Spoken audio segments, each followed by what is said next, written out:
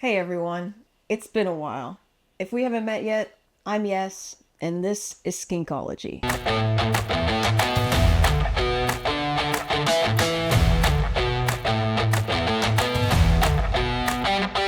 This topic sucks and is hard to talk about, so I'm just gonna jump right into it. Last year, I made the difficult decision to rehome a good portion of my reptile family. Chapo the Savannah monitor, Sage the corn snake, Drusilla the Russian rat snake, Robin, Sweetums, and Fozzie, the Sonoran gopher snakes, and Chicken, the Jayapura blue-tongued skink, all went to new homes. I was very selective in the rehoming process, and I hated it every step of the way, but I am happy with where all of them moved on to. But yes, if you hated it, why did you do it? Well, it's complicated, of course, but there were a lot of reasons. Without getting too personal, my health, space concerns, and financial considerations all played a part. But mainly, I realized that I was in over my head and needed to scale back so that I could finally finish projects and get all of my husbandry to a state where I felt happy with it. I know that many of you watching who also keep reptiles can relate to how easy it is for things to spiral out of control. There are so many amazing and adorable species out there, and it's only one more enclosure until it's 2.5 rooms of your house and you can't find any place to live because there's too much enclosure Jenga to do. To some degree, having more than just a couple pet reptiles is gambling.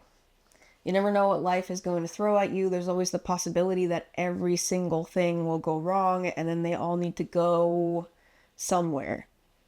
Honestly, most of the decisions we make in this life are a gamble. There are no real promises. But as someone who is still relatively young and already dealing with chronic pain and illness, I feel like the stakes are a little higher when I am gambling. The odds are not in my favor that I'm always going to have the strength and mobility that I have now, or that I will at the very least have it for the full lifetime of the pets that I have now. Rehoming reptiles isn't nearly as frowned upon as rehoming something like a cat or a dog is, but are our commitments to them really that different? Most of my reptiles aren't attached to me necessarily, but they are used to me, used to their homes and to the level of care that I give them, and I think they all recognize me, even if some of them outright hate my guts. I don't know. My feelings about rehoming are complex, and even more complicated by the fact that I have done so much of it over the years. Sometimes as I figure out what species really appeal to me through trial and error, and the garter snakes because I foolishly thought that I could bring them with me to Nova Scotia even though they exist in a legal gray area, which I obviously later decided wasn't fair to them. Anyways, I guess what I'm trying to say is that I'm making a really conscious effort now moving forward to be certain that I can offer lifelong commitments to any new animals that I bring home, insofar as I can control my outliving them, be they skink, snake, dog, chicken, and on, in the weight of what feels like a personal failure. I'm going to do everything in my power to make more responsible and well thought out decisions about who joins my family moving forward. Because ethics aside, it also sucked emotionally to say goodbye to animals that I had grown to love. The downsizing video honestly feels like a cliche in the reptile community at this point, and I am always bummed when I wind up fulfilling a cliche, but that is also part of why I wanted to talk about this with y'all. Not just because it feels dishonest and disrespectful to just carry on like the animals that I rehomed were never here, but also because I think these conversations are really important for all of us to have and keep having, to hold ourselves and each other accountable for what we believe is right and how we want to conduct ourselves. The line between being a serious hobbyist and being a serious hoarder feels like it gets thinner every day. It's all too easy to just keep acquiring new animals without ever reckoning with if we're really happy with what we can offer them. And I myself am guilty of telling a friend, yes, you should get that new snake because you're amazing and your husbandry is amazing. And who knows who will wind up with that poor snake if not you. And while all of that can be true, it is also true that at some point new additions are taking away resources from existing pets. Some people have more energy than others, and obviously the line is different for everybody, but there's only so much time in the day. At some point, time and energy run out, and maybe not everyone gets as much enrichment time as they used to. Maybe you don't interact with everyone as often, or take the time to target train every new addition, or lapse on training for established pets. Maybe you are okay with this, and maybe you are not. I think that what ultimately matters is that you are asking yourself and others these questions. What can we live with? I made a lot of justifications to myself, but in the end, I just wasn't happy with where all of these compromises led me. So I made a change. Now, there were also a few more changes around here besides just the rehoming. I also moved almost all of my skinks out of grow tents and into converted tub enclosures, and I moved the whole reptile room into what used to be the spare bedroom upstairs in my house. I'd like to show you what that looks like now and talk about who is still here and part of the family. The switch to tubs was made for space considerations, and I would like to one day upgrade everyone into 6-foot tents as soon as I'm able to. They are 200 quart tubs, so somewhere between a 36 by 18 by 18 inches and a 4 by 2 by 2 feet enclosure. Not ideal, but since I only keep smaller Indonesian blue tongue skinks, it's not as cramped as it would be for a larger skink. It's still not what I would recommend, and eventually these tubs will be repurposed as baby grow-out tubs. The main benefit of the tubs is that I can put them all lengthwise like this, which allows me to fit a lot more skinks into a lot less space. Eventually there will be a shelf to stack them, but for now, they all fit in this room like this, and I'm content with that.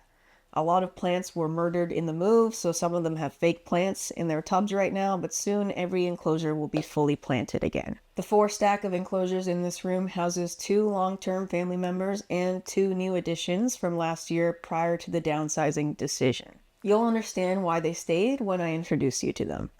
First is Socks, up at the very top. She's a 35-year-old ball python that had been with the same family for 30 years prior to moving in with me. They had reached out to a local rescue to me for a place to surrender her because they couldn't take her where they were moving to, and the rescue didn't have room, so asked if I could take her. I said yes, and I drove out to get her as a foster. Her status as a foster lasted all of 5 seconds because I couldn't bring myself to put the snake, who was older than I am, through the process of rehoming, and also because she's very sweet and cute, and I fell in love with her immediately. She's a little shy, but very easygoing. She has some lumps, which I had my vet check out, but thankfully none of them were concerning. Funny enough, they thought she was a male in her last home, and since she had a lump below her cloaca, I was worried her hemipenes were impacted. The vet did a probe, which showed she was female, and inspected the lump, which was also found benign. I did a shed test to make 100% sure, and yes, her hemipenes aren't impacted because she doesn't have any.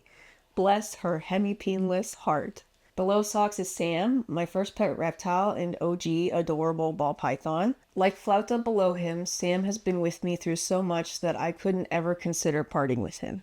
Flauta the leopard gecko is also still here. He actually did have an impacted hemipene this fall, which my vet was able to express, and with treatment, he bounced back like it never happened. And below Flauta is Butternut Squash. Once she's out of brumation, I will do a separate video about her, but she was a rescue I picked up late last summer. She's a northern blue tongue skink, and she was badly burnt, has a spinal cord injury, and has metabolic bone disease. On the surface level, her burns are healed now, and she has more mobility than she used to. So I'm hopeful that she will still have a full life as a pet skink, but she is lucky to be alive. In my office, there are 3 more skink tubs. In the office closet is Eddie, who asks to come out the most often, and since I don't have the shelf for the tubs built yet, someone needed to live here in the closet, and I thought he'd be the best fit. So far, we are spending a lot more time together while I work than we were before, so it's turned out to be pretty awesome. And the other 2 tubs in the main part of my office are the 2 baby skinks that are still in quarantine. I ordered them with Northern Lights Imports early in 2025, so while the timing of new additions in the middle of downsizing feels a little weird, I am still very happy to have them. They are another anthristic Halmahera blue tongue skink named Teludu, and a Key Island blue tongue skink named Pierogi. There were supposed to be 2 baby keys, but there was a mix-up, so the second one is coming this spring. And then in the tubs in the main room, we have in order Russet, Charlie, Pepper, Yukon Gold, Lydia Dietz, and Burley. For those of you keeping score at home, that leaves me with 10 blue tongue skinks, 2 ball pythons, and 1 leopard gecko. For the time being, I am focusing on my long-term goal of breeding Indonesian blue tongue skinks, and I'm going to at least try to give myself a few years to really focus on these projects before I think about venturing into other species again. I know the first on my list for what I do are Russian rat snakes and Sonoran gopher snakes, but let me not get ahead of myself here. I don't know what my space looks like long term yet, so maybe I will only ever have enough room to really see this skink thing through and nothing else. And I will be satisfied with that. I haven't had any babies yet, but I'm already thinking about where I will put second and third generation skinklets. Being practical is hard, but when I think about possibly having room for Lydia Dietz's grandchildren, that at least makes it dreamy again. Well, with that, you are all up to date with where things are over here at Skinkology now. I really appreciate you taking the time to listen to me ramble on about my beloved pets and this hobby that means so much to me. Before I go, I want to give a huge shout out to my patrons, Billy and Al, whose support makes doing stuff like saving a skink with a spinal cord injury a lot more viable. Not to mention the emotional kick in the pants of thinking, hey, maybe I should make a video because there are people out there who believe in me and my content. Patrons get update posts regularly-ish and longer introductions to any rescues I take on. I like to offer more to my Patreon community, and maybe this will be the year that I pull that off. Stay tuned. Who knows what could happen? And hey, even if you don't like or subscribe, I want you to know that I am thankful for you. Like, really thankful. I feel very lucky to be in a position to say that I only have 13 pet reptiles. I know what a privilege that is. And then I have the added privilege that you weirdos want to listen to me talk about them. It's really, really cool. So, yeah. Thank you.